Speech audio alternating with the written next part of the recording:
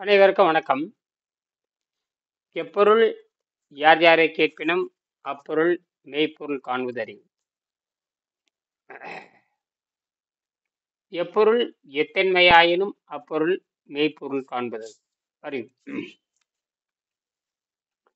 மனம், உடல், உயிர்.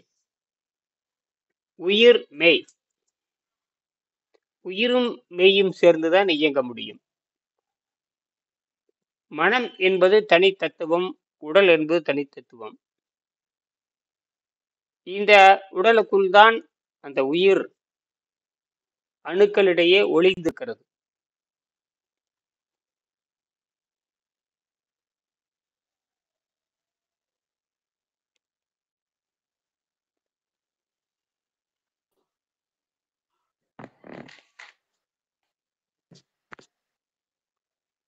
வணக்கங்க ஐயா.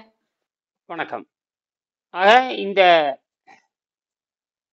இந்த பரிணாம அறிவியல் அடிப்படையில் உயிரை பற்றி நாம் சிந்திப்போமானால் அது இந்த அணுக்களுக்கு இடையில், அணுக்கள்னா ஒரு சிறுசு, சரி. அதனால சிறுசு தான். அதுக்குள்ள அடிப்படையில் விஞ்ஞானிகள் என்ன சொல்றாங்க, அந்த அணுக்கள் அதிர்கின்ற பொழுது அந்த அணுவை மூணா பிரிக்கிறாங்க, நிறைய பிரிச்சிருக்காங்க. ஆனா அடிப்படையில் 3 அணுக்கள், 3 துகள்கள்.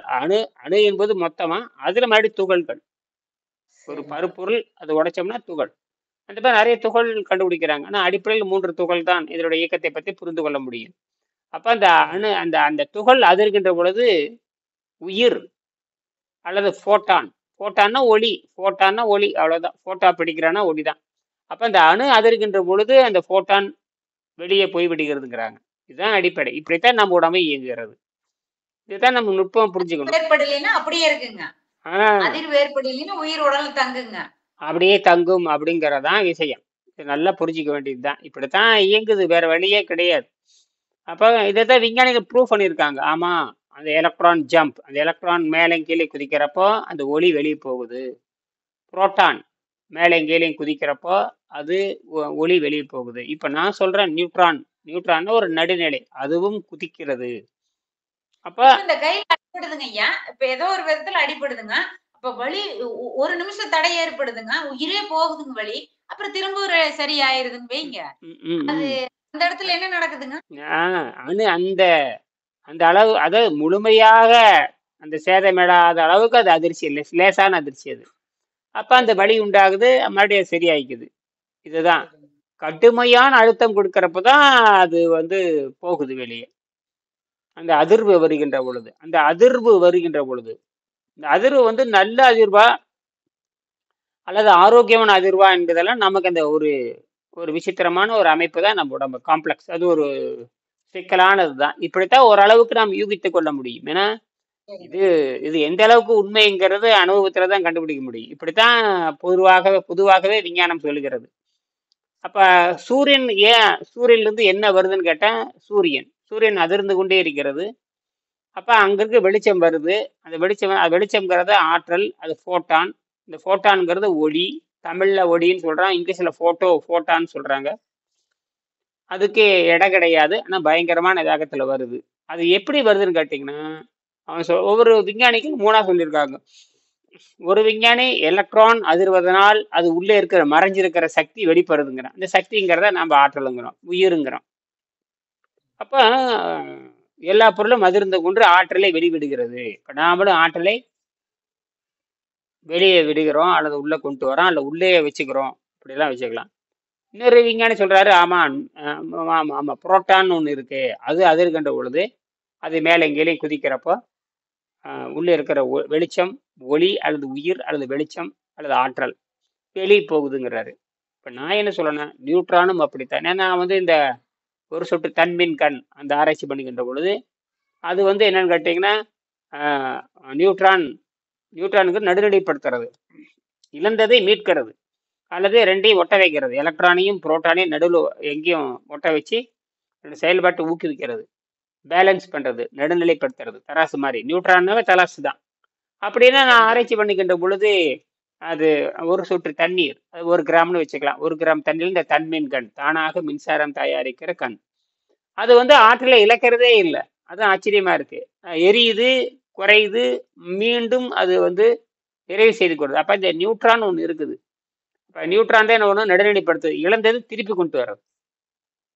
அப்ப இயற்கை வந்து இழந்ததை திருப்பி கொண்டு வந்துகிட்டே இருக்குது. அப்ப இந்த ஆற்றல் வந்து அழியாமையே அது சுழற்சியில் இருக்குது, செலவழிக்குது, மீண்டும் திருப்பி கொண்டு வருது, சேமிக்குது, செலவழிக்குது, மீண்டும் திருப்பி கொண்டு வருதுங்கிறதான் விஞ்ஞானம். இந்த நியூட்ரான் இந்த வேலை பண்ணுது. அப்ப நியூட்ரானும் அதிர்கின்ற பொழுது ஆற்றல் வந்து திருப்பி கொண்டு அந்த நியூட்ரான் அதிர்கிறப்ப என்னதுன்னா நியூட்ரான் அதிர்கின்ற பொழுது செலவானதை திருப்பி கொண்டு வந்துடுது. செலவானதை திருப்பி கொண்டு வருது. அதனால மின்சாரம் குறைய மாட்டேங்குது. அது எப்ப குறையுதுன்னா அந்த ரெண்டா பிரிஞ்சு பிரிஞ்சு பிரிஞ்சு பிரிஞ்சு அது ரொம்ப குறையறதுக்கு ஒரு வாரத்துக்கு மேல ஆகுது. 1 கிராம் தண்ணிக்கு ஏன்னா அவ்வளோ கோடிக்கணக்கான துகள் உள்ள இருக்கு. 1 கிராம் தண்ணியில பல லட்சம் கோடி கோடி கோடி கோடி துகள் உள்ளே இருக்கிறது. ஒவ்வொரு துகளுமே தன்னுடைய ஆற்றலை அந்த வந்து 0.7 வோல்ட் மின்சாரத்தை குறைஞ்சபட்சம் 1 மில்லி வாட்ஸ், ஒரு 1000 வாட்ஸ் வேணும்னா 1000 மில்லி வாட்ஸ் என்றது 1 வாட்ஸ். இப்போ குறைஞ்சபட்சம் நம்ம வீட்டில் மின்சாரம் எரியுதுன்னா 5 வாட்ஸ் பல்புங்கிறோம். 5 வாட்ஸ் 40 வாட்ஸ் போட்டிருந்தாங்க. இப்போலாம் 5 வாட்ஸே போதுமானது. அந்த அளவுக்கு எலக்ட்ரானிக் அந்த எல்இடி கண்டுபிடிச்சிட்டாங்க. 5 வாட்ஸ் இருந்தால் வீடு நல்லா வெளிச்சமாக இருக்கும். இப்போ நான் வந்து 1 மில்லி வாட்ஸ் கண்டுபிடிச்சிருக்கோம். ஒரு ஒரு அணுவினுடைய இது 1 மில்லி வாட்ஸ்னா கோடிக்கணக்கான அணு உள்ள இருக்குது. அப்போ கணக்கு போட்டு பார்த்தா பார்த்தீங்கன்னா ஒரு அணுகுண்டு மாதிரி சக்தி உள்ள இருக்கு. இதை எப்படி வெளியே கொண்டு வர்றது அப்படிங்கிறது தான் அடுத்த கட்ட ஆராய்ச்சி. இப்போ கூட காலையில் பொண்ணுகிட்ட பேசினேன், 1 மணி நேரத்துக்கு முன்னாடி பேசியிருக்கேன்.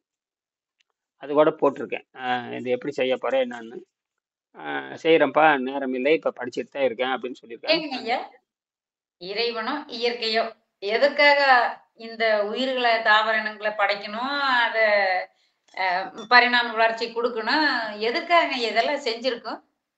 இதெல்லாம் ஏன் கேட்டீங்கன்னா, மனிதன் வந்து தான் அழிந்தாலும் தன் சந்ததி அழியக்கூடாது என்பதற்கு அறிவுங்கிற வித்தை கொடுத்துருக்குது. நீயா அதை சிந்திக்க சொல்லுது. சிந்திச்சு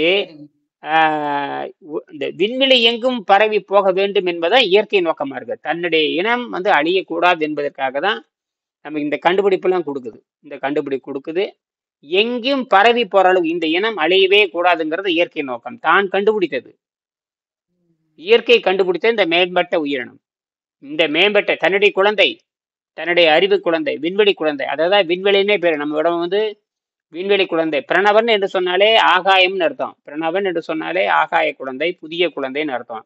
அப்ப இதை உருவாக்குறது இயற்கை தானே. அப்ப இயற்கை தன்னை அழித்து கொண்டுதான் தன் குழந்தையை காப்பாத்துச்சு. 1ஆம் அறிவுல தன்னை அழிஞ்சு போகுது. 2ஆம் அறிவுல தன்னை அழித்துக் கொள்கிறது. 3ஆம் அறிவில் தன்னை அழித்து பெற்றோர்கள் இறந்து விடுகிறார்கள். 4ஆவதிலும் பெற்றோர்கள் இறந்து விடுகிறார்கள். 5ஆம் நிலையில தான் அது என்ன பண்ணுதுன்னா அறிவு கூடுதலா கொடுத்து பெற்றோர்கள் உயிரோடு இருக்கிறார்கள். 6ஆம் அறிவிலும் பெற்றோர்கள் உயிரோடு இருக்கிறார்கள். அப்ப என்ன அர்த்தம்? ஆரம்பத்துல தன்னை அழித்து கொண்டு தன்னை இனத்தை காத்தது. இப்ப தன்னை அழித்துக் கொள்ளாமலேயே இனத்தை காக்கிற பொறுப்பு இயற்கைக்கு இருக்குது. இதுதான் நுட்பம். இதை தொகுத்து கொடுத்தவர் தான் வெங்கடேசன். இல்லாட்டா எனக்கு எப்படி இந்த அறிவு வரும்? நான் பல முறை படிச்சுதான். ஏன்னா இதெல்லாம் பாடத்துல கிடையாது. எந்த உலகத்திலையும் இப்போ என் பொண்ணு போயிருக்கிறாங்கல்ல, அந்த கல்லூரியும் கிடையாது. இந்தியாவில் எந்த கல்லூரியும் கிடையாது. இதுதான் புதிய பாடத்திட்டம். இதுதான் பேரறிவின் பேர். அப்ப இயற்கைக்குள்ளேயே வந்து அழியாத நிலை இருக்குன்னு அர்த்தம். அதுதான் நம்ம வைரஸ் சில மணி நேரம் இருக்கும், சில 1 நாள் 2 நாள் தான் இருக்கும், அதுக்கப்புறம் அழிஞ்சு போகிறோம். ஆனால் மனிதன் அப்படி இல்லையே. அப்ப 5ஆம் அறிவு வரைக்கும் பெற்றோர்கள் அழிந்து விடுகிறார்கள். அதுக்கு தான் தேளு வச்சுக்கலாம். தேளு, நண்டு இதெல்லாம் பார்த்தா பெற்றோர்கள் வந்து இறந்துருவாங்க. அப்ப குஞ்சு வெளியே வரும், குட்டிகள் வெளியே வரும். அப்புறம் ஆமை வந்து 200 வருஷம் வாழுதுங்கிறாங்க. அது என்ன அப்படி பாருங்க, மனிதனை விட அது. ஆமா ஆமா. ஆனா பிரயோஜனம் என்ன? ஆமாங்க, பிரயோஜனம் இல்லைங்க. ஆமாங்க ஐயா, அது கரெக்ட். நமக்கு தேவை என்ன? மனிதன் தான் இயற்கையில உயர்வான அறிவாளி. அதனால நமக்கு அறிவு. அதுக்கெல்லாம் அறிவு கிடையாது. அப்படி பாத்தீங்கன்னா டைனோசர் வந்து நம்மளை விட பல மடங்கு உயரம். ஏன் அழிஞ்சு போச்சு? தாக்கு பிடிக்க முடியலையே. அது வேற. நாம் இங்க மனிதனை மட்டும்தான், இங்க மனிதன் தான் உயர்ந்தவன். அதான் இங்க தெய்வம்ங்கிறான், உயர்ந்தவன்கிறான், கீழ்நிலைங்கிறான், கீழ்நிலை மனிதன்கிறான், மேல்நிலை மனிதன்கிறான். இவனுக்கு இனப்பெருக்கம் வேற இருக்கு, எல்லாமே இருக்கு. அதுவும் இனப்பெருக்கம் பண்றது பிரயோஜனம் இல்லை. நாமளும் இனப்பெருக்கம் பண்றோம். நம்ம தான் வளர்ந்துட்டே போறோம். நம்ம 800 கோடி மக்களை மாறி இருக்கோம். எந்த கடலாமே இனப்பெருக்கத்து கம்மியா தான் இருக்குது. எல்லாமே விலங்குகளுடைய இனப்பெருக்கம் என்பது வேறு, நம்மளுடைய இனப்பெருக்கம் என்பது. யாருனாலும் இனப்பெருக்கம் தடை செய்ய முடியாது. இயற்கை நோக்கமே என்ன பண்ணுறது, கல்யாணம் வேணும்னு சொன்னாலும் சரி, அது பாட்டுக்கு பெத்து அள்ளிக்கிட்டே இருக்கு அது பாட்டுக்கு. என்ன தடை போட்டாலும் இனப்பெருக்கத்தை தடை செய்யவே முடியாது, எத்தனை பேர் இருந்தாலும் இவ்வளவு சரி. பெரிய பலசாலியான யானையங்க மனுஷன் அறிவு கொண்டு அடக்கி வச்சிருக்கானல்லங்க. அறிவை கொண்டு அடக்கிடுறான் பாருங்க. உயிரோடு இருந்திருந்தா, டைனோசர் இருக்கிற காலத்துல இருந்திருந்தா டைனோசரும் அடக்கி இருப்பான். அந்த அறிவுக்கு அவ்வளவு நுட்பம் இருக்கு பாருங்க. மாட்டுக்கு மூக்கணாங்கயிறு போட்டு அடக்குறான், குதிரைக்கு கடிவாளம் போட்டு அடக்குறான், யானைக்கு அங்குசம் போடுறான், சிங்கம் பிடிக்க பெரிய பெரிய ரிங்கு ஒரு சேக் கொடுத்து அப்படி நிறுத்துறான். என்னென்னமோ எல்லா விலங்குகளுக்கும் தன்னுடைய அறிவை பயன்படுத்தி அடக்கிடுறான் பாருங்களேன். அதுதான் விஷயமே. அதே போலத்தான். ஆனா எங்க தப்பு நடக்குதுன்னா, இவன் மனதில் வந்து மாட்டிக்கிறான். மனதை இவ்வளவு பெரிய அறிவாளி இருக்கிறவன் மனதை கண்டு, அதுதான் வெள்ளக்காரன் பண்ற தப்பு. மண்ணக்காரருக்கு மனதை அடக்க தெரியாது. நாம என்ன பண்றோம், அறிவை அடிப்படையை கொண்டு இயங்குறோம். அப்போ மனதை அடிப்படையில் வேலை செய்யறான்.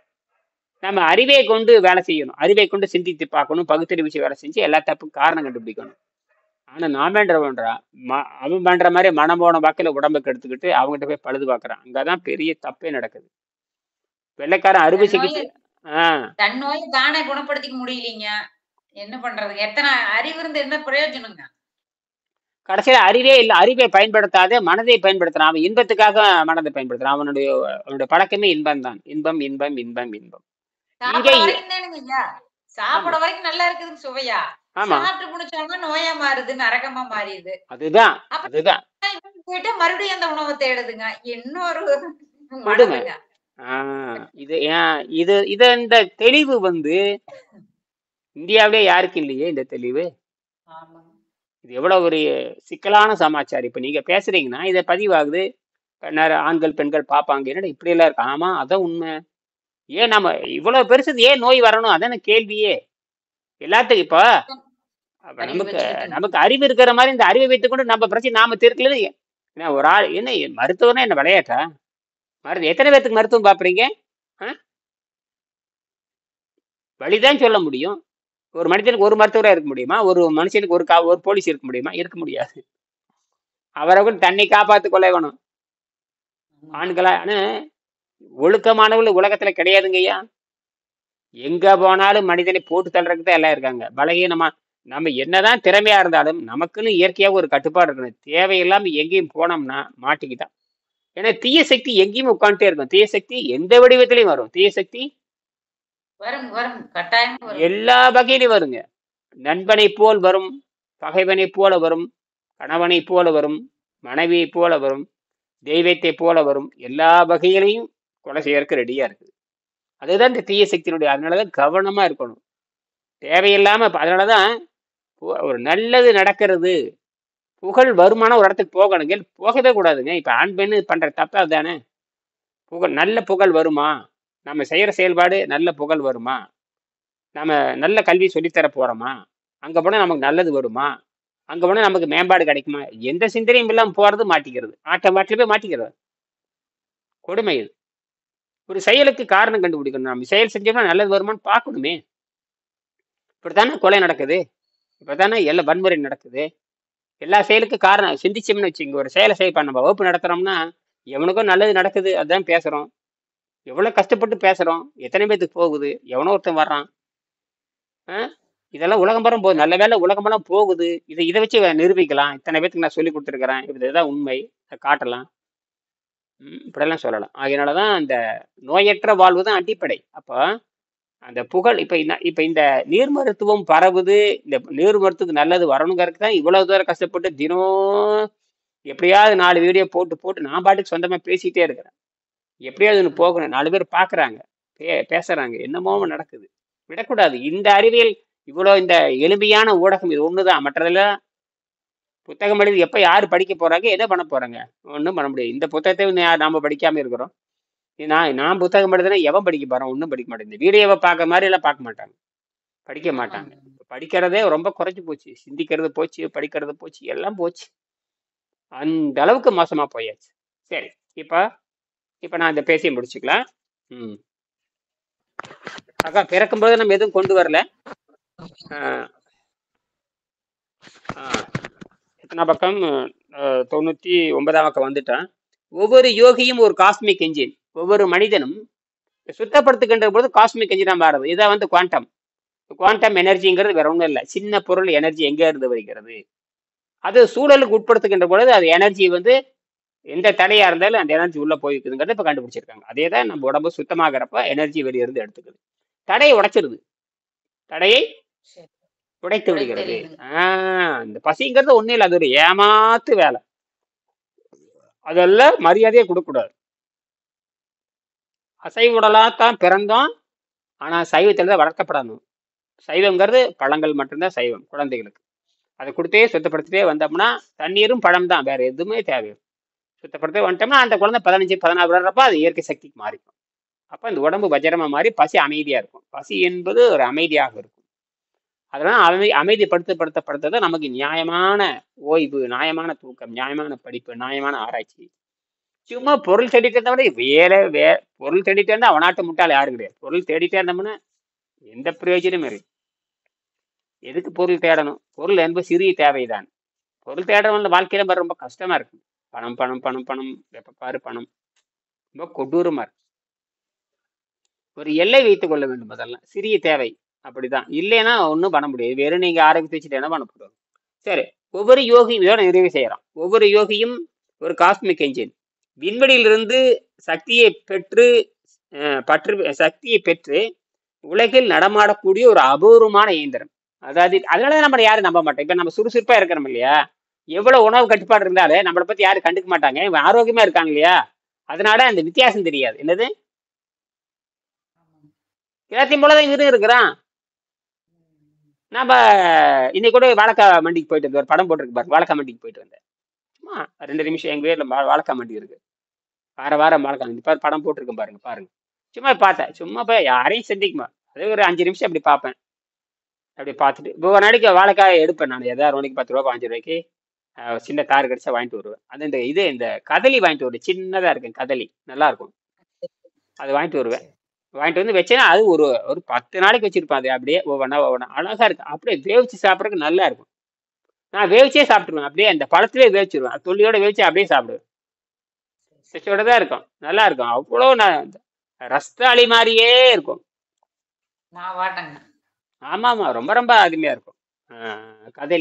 கதலிங்கிறது பழங்காலத்துல, அது ஒரு 1000 ஆண்டா இருக்கு கதலி.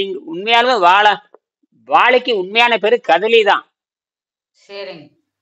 வாழைன்னு சொல்றமே, அது வாழைங்கிறது எத்தனையோ பேர் இருக்குது.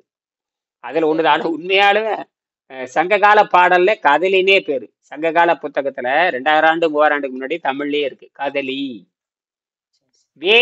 வேயினா மூங்கில், வேய் கதலி, வேயி கதலி நண்டு, இதெல்லாம் கற்பம் தரித்தால் அற்பாயுசுன்னு எழுதியிருப்பான். கற்பம் தரிச்சுன்னா வெட்டுறா அப்படிம்பான். அதே முதிர்ச்சி அடைச்சுன்னா அவளே வெட்ட வேண்டியதுதான். அதுக்கு பேரு கதலின்னு பேரு. கதலி ஒரே ஆண்டு தான், 10 மாசம் தான் வெட்டிடுவான். அந்த குழந்தைகள் வளரணுங்கிறதுக்காக தான். பாருங்க, 1ஆம் அறிவிலே பெற்றோர்கள் இறந்துடுறாங்க பாருங்க, அந்த குழந்தைகளுக்கு இடம் கொடுக்குறாங்க பாருங்க. எவ்வளவு ஒரு சிந்தனை. இந்த வாழை மரத்துல இவ்வளவு ஒரு ரகசியம் இருக்கு. அதான் வாழையடி வாழைன்னு பேர் வச்சான். அப்படியே வந்துகிட்டே இருக்கும்டா அப்படிங்கிறான், சாகவே சாகாதுங்கிறான். அது உண்மைதான். அது இனத்தை பெருக்கிட்டே போகுது பாருங்க. ஆச்சரியமா, மூங்கில் மாதிரி. இதுதான் ஆச்சரியம். இதே மாதிரிதான் மனிதனுமே. இது எவனாலும் எந்த நாத்திகவாதி எந்த முட்டாளி இனப்பெருக்கத்தை தடை செய்யவே முடியும். இவனெல்லாம் வளரிட்டே இருக்க வேண்டியதுதான். எல்லா நாத்திகவாதியும் நம்ம ஏத்துக்கணும் அவசியம் இல்லை. நாத்திகிறது கலந்துதான் இருக்கும். இதெல்லாம் சரிக்குன்னு சொல்ல முடியும். நம்ம தப்பிக்கிறதுக்கு என்ன வழி? யாரையும் புகழ்ந்து அவன் என்ன சொல்லியிருப்பான், அந்த காலத்துல ஏதாவது சொல்லியிருப்பான். நானும் எல்லா நூல்களும் பார்த்துருக்கேன், எல்லா சொற்பொழிவும் கேட்டிருக்கேன். நமக்கு தேவை தப்பிச்சு போறதுக்கு என்ன வழி? எவனையும் முழுசா நம்ப கூடாது. எவனையுமே முழுசா நம்ப தேவையில்லைங்க. தேவையில்லை. உங்களை மட்டும்தான் நீங்கள் நம்பணும். அதுதான் நானும் சொல்லுவேன். வள்ளுவர் அப்படிதான் சொல்றாரு. நிறைய அறிவாளி நினைக்காத, அவங்ககிட்ட குற்றம் நிறைய இருக்குட்டாரு. நிறைய அறிவாளி நினைக்காத, அவங்ககிட்ட குற்றம் இருக்கு, பார்த்து நடந்துக்குவாங்கிறார். சரியா? முடிச்சுக்கலாமா? அப்ப ஒவ்வொரு மனிதனும் ஒரு யோகி.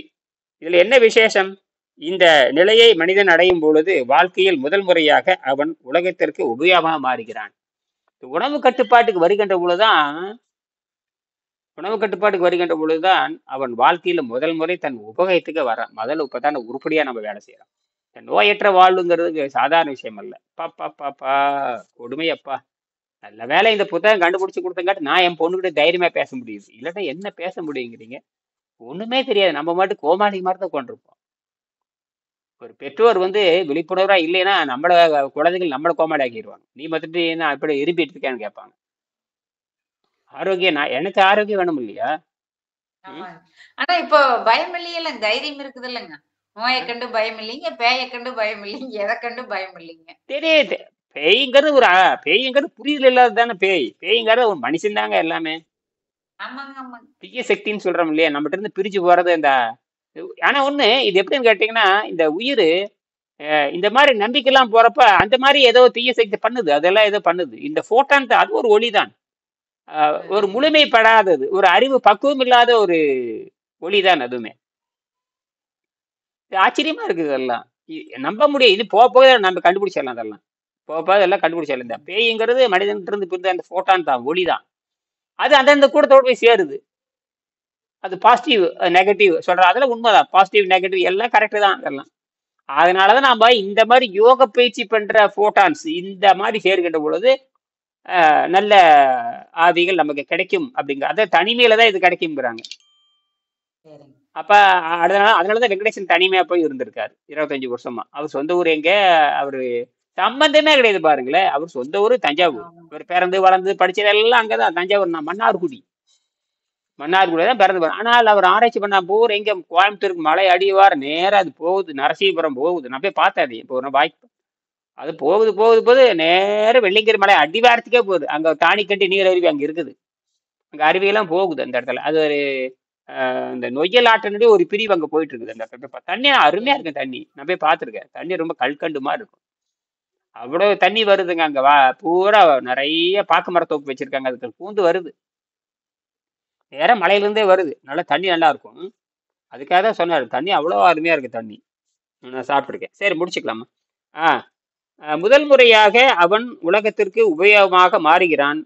அவன் நீங்க நோய் இல்லாம வாழ்ந்துட்டாரு. இந்த அரசாங்கத்துக்கு செய்யற சேவை தெரியுமா உங்களுக்கு? வீட்டுக்கு செய்யற சேவை, அரசாங்கத்துக்கு செய்யற சேவை.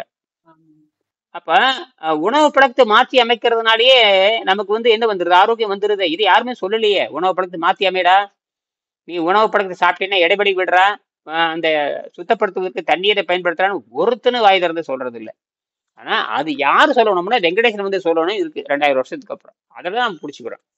அப்ப தண்ணீர் தான். யோசிச்சு பார்த்தாங்க ஐயா, யோசிச்சு பார்த்தா கேவலமா தான் இருக்குது. 100 வயசு வரைக்கும் வாழ்ந்தாலும் நோயாளியாகவும் சாப்பிட்டுட்டு இருக்கிறதுனா அது பார்த்தா கேவலமா தான் இருக்குதுங்க. பயங்கர கேவலங்க. அடேங்கப்பா, அத்தனை விரயமா போகுதுங்க. கடைசியில் நோயைத்தானே வாங்கி வச்சிருக்கிறேன். அது தின்ன எடுக்க கூடாதுங்க, திருப்பி கொடுக்கணும். இல்ல அதுல இருந்து பயன்படுத்தாம போகணுங்க எந்த பொருளையுமே. அதுதான் இல்லாட்டா ஆரோக்கியமா வாழ்ந்து காட்டு. கொடுமையா இருக்குது. அசூசன் நாற்றம் சகிக்க முடியாது. நோயாளிட்டுக்கிட்ட போனே நாற்றம் அடிக்குங்க. ரொம்ப மோசமானது.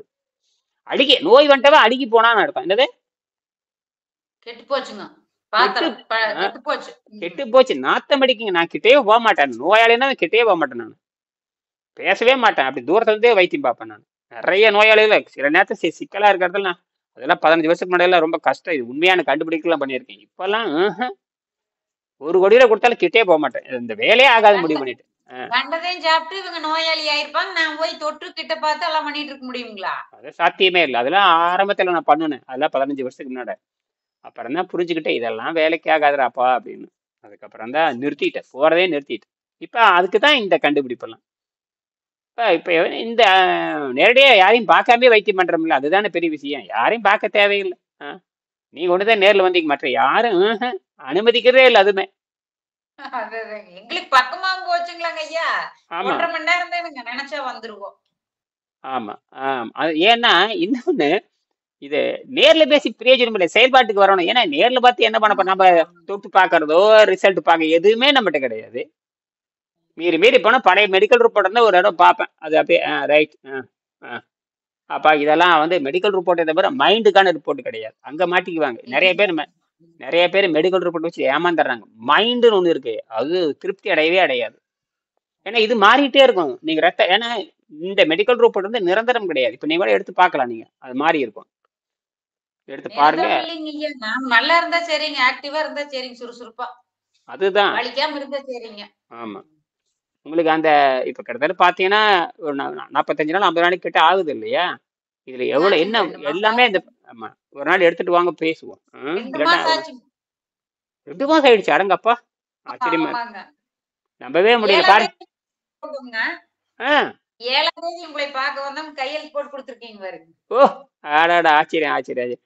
நான் பரவாயில்ல, 2 மாசம் ஆயிடுச்சுன்னு பெரிய வெற்றி. இந்த 2 மாசம் சரி முடிச்சுக்கலாமா? எப்படி இன்னைக்கு உணர்றீங்க 8ங்களா? இது? ஆ இன்னைக்கு 8ங்களா தேதி? ஆமா, இன்னைக்கு 8/11. அதாங்க 2 மாசம் ஆச்சுங்க. நல்லது நல்லது. பாருங்க எவ்வளவு வேகமா ஓடி இருக்குது பாருங்க, எவ்வளவு வேகமா கிடுகிடு கிடுகிடுன்னு ஓடியாச்சு. சரி. ஆனா ஆமாங்க. நீங்களும் சோர்வு இல்லாம வகுப்புக்கு வர்றீங்க, அதுதான் பாராட்ட வேண்டியது. விடாம வர்றீங்க, முடிஞ்ச அளவுக்கு விடாம வர்றீங்க. நல்லது. இப்படி இருந்தா தான் நான் தெரிஞ்சுக்கிறோம் இல்லையா? படிக்கிறீங்க, ஆனா படிக்கிறது ரொம்ப கவனங்க. படிக்கிறது ரொம்ப குறைஞ்சு போச்சு. இது எப்படியாவது படிச்சு படிச்சு படிச்சு படிச்சு மண்டையில ஏத்திக்கணும். முக்கியமான பக்கம் மண்டையில ஏத்திட்டே இருக்கணும். ஏன்னா சந்தேகம் இதுலதான் தீர்க்க முடியுங்க மேடம், மற்றபடிக்கு ஏன்னா இது உலகத்துல இல்லாத பாடத்தை திருப்பி கொண்டு வந்தாச்சு. மறைஞ்சு போன பாடம் தான் இது, புதுசெல்லாம் ஒண்ணும் கிடையாது. சரி. மறைந்து விட்ட கலையை தான் நினைவுபடுத்துறோம். மறைந்து விட்ட கலையை தான் நினைவுபடுத்துறீங்க. யாரும் செய்யாம வெங்கடேசன் தான் கண்டுபிடிச்சாரு கிடையாது. ஏற்கனவே இருக்கிற பாடத்திட்டத்தை, ஏற்கனவே வழிமுறை, இருந்த குகை வாழ்க்கை எல்லாம் இருந்திருக்குது. இருந்ததான் திருப்பி கொண்டு வந்திருக்குமே தவிர புதுசாக ஒண்ணு. வெங்கடேசன் சொல்ற எது புதுசா ஒண்ணு இல்ல. மறைந்து விட்ட கலையை மீண்டும் நினைவுபடுத்துவதற்காக இந்த புத்தகம் எழுதப்படுகிறது. வெள்ளக்காரன் ஆப்பிடிச்சிட்டு போறானே, ஆமாங்க. அவன் ஆப்படிக்கிறானே, அதுதான் பெரிய பிரச்சனையே. அவன் பண்றதே தப்புன்னு வெங்கடேசன் கண்டுபிடிக்கிறாரு. சரிம்மா. ஆகையினால் பயத்தை போடுறதுங்க, பயமுறுத்திடுறதுங்க. இன்னும் பயமுறுத்தி வச்சிடுறதுங்க. அங்க போனாலே நீ அவ்வளவுதான், உயிர் பயத்தை வச்சுங்க பயமுறுத்துறது பாத்துக்குங்களேன். ஐயோ இப்போ ஐயோ, பயமே கிடையாதுங்க. ஆனா பயம் எதுக்கு பயம்? பாருங்களேன். அப்ப அறிவில் தெளிவு மனதில் இருக்கிற ஆழமான அழுக்கு வெளியே எடுக்கிறமல்ல, இப்படித்தானே தப்பு நடக்குது அப்படின்னு போட்டு வாங்குறமல்ல. எல்லா உணவும் தவறுடா. அது அவன் உணவு பழக்கத்தை அவன் ஆதரிக்கிறானுங்க. அவனுக்கு என்ன பிடிச்சிருக்கு அதை ஆதரிக்க. ஐஸ்கிரீம் பிடிச்ச ஐஸ்கிரீம் ஆதிக்கிறது. இப்ப சாராயம் குடிக்கும் சாராயத்தை ஆதரிக்கிற மாதிரி, பீடி குடிக்கும் அந்த சிகரெட் நல்லா இருக்கு. இதுதான், இப்படித்தான் போகும். இப்படித்தான் இந்த பிசாசு வேலை பண்ணும். இட்லி கடைக்காரன் போய் இட்லி மோசம்னு கேட்டு பாருங்க. இட்லி நல்லா இருக்குமா? மோர் காரிட்டு போய் சொல்லுவோம், மோர் காரி போய் என் மோர் என்னைக்காவது மோர் காரி தன் மோர் புளிக்குன்னு சொல்லுவாளா? என் மோர் அருமையா இருக்குன்னு சொல்லுவா. அதுதான் அந்த வியாபார தந்திரம். என்னது தந்திரம்? அதுதான் விளம்பரம். முந்தியெல்லாம் பார்த்தீங்கன்னா நல்ல வேலை. இப்ப முந்தியில சிகரெட் விளம்பரம் வரும், இப்ப அதை முடிச்சுட்டானுங்க. முந்தியில புகையில பீடி சிகரெட்ல வரும், இப்ப அதை காண. சாராய விளம்பரம் வரும், அதெல்லாம் காண. சினிமால கூட பெரும்பாலும் குறைச்சிட்டானுங்க. இருந்தாலுமே இந்த சாராயத்தை ஒழிக்கவே முடியும், எவனாலும் ஒழிக்க முடியாது. சாராயம் விபச்சாரத்துல ஒழிக்கவே முடியாதுங்க. இதெல்லாம் மனதில் இருக்கிற அழுக்குகள். அது 2 கிலோமீட்டருக்கு ஒரு கடைங்க, நடந்தே போய் வாங்கிக்கலாங்க. பக்கத்துல 4 கடை இருக்குதுங்க 2 கிலோமீட்டர்ல. அதனால இதெல்லாம் ஒழிக்கவே முடியாதுங்க. இதெல்லாம் அவனா திருந்தாத வரைக்கும் ஒண்ணும் முடியாது, அரசாங்கம் ஒண்ணும் பண்ண முடியாது.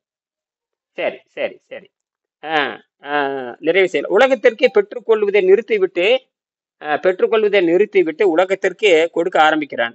அவன் கொடுப்பது ஒரு நல்ல கல்வி. இப்ப நல்ல ஆரோக்கியத்தை நாம் கொடுக்கணும். முதல்ல நல்ல கல்வி, சிறந்த பிள்ளை பேரு. இதுவே இந்தியாவின் மதிப்புமிக்க பிரஸ்தான திரயம், அதாவது முக்கியமான ஒரு பதிவு.